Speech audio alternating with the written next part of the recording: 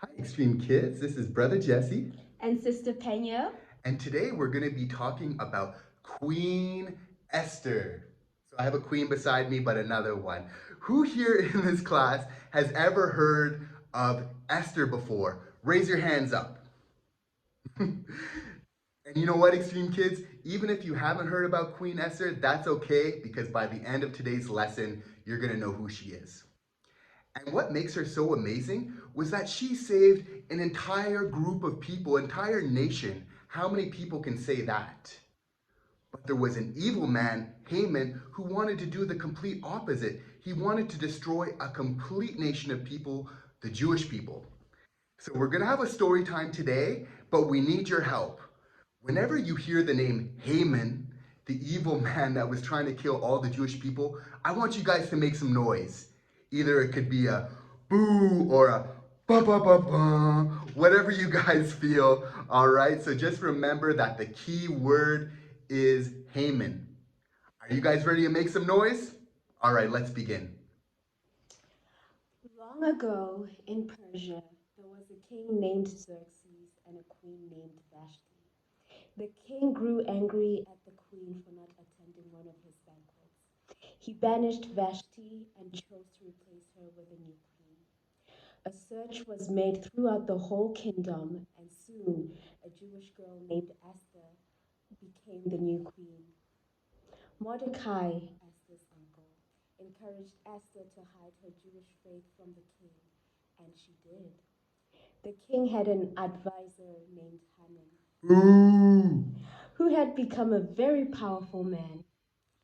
When the king made Haman Boo boo boo! the prime minister, all the people in the land were to bow down to him. But Mordecai refused to bow down to Haman. Boo! This made Haman furious, Bum bum bum bum! and he asked the king to authorize a royal decree that would destroy all the Jews. Surprisingly, the king agreed. Mordecai heard about the awful decree and sent Esther a message. He told her what Haman was planning on doing and asked her to speak to the king. Esther was afraid. She wasn't allowed to visit the king without being invited. If she did, it meant she might die.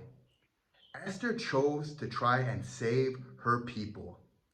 She prayed and fasted for 3 days, and Mordecai did the same. When she went to see the king, he was gracious to her. She invited the king and Haman to a banquet, but she did not give her request to the king at this banquet. Instead, she invited King Xerxes and Haman to a second banquet on the next night. On the night of the first banquet, the king could not sleep, so he ordered the books of history to be read to him. He heard about the time Mordecai had saved his life from an assassination attempt, but Mordecai had not been properly honored. The king asked his advisor, Haman, Boo! for ideas to honor someone. Haman Bum bum bum bum. thought the king was trying to honor him, so he told the king to host a parade and let the men ride on a royal horse wearing a royal robe. The king liked Haman's idea and told him to do all those things for Mordecai. Haman was shocked and furious, but he obeyed the king. Later that night, Haman and the king attended Esther's second banquet. It was at this banquet that Esther begged the king for the life of her people.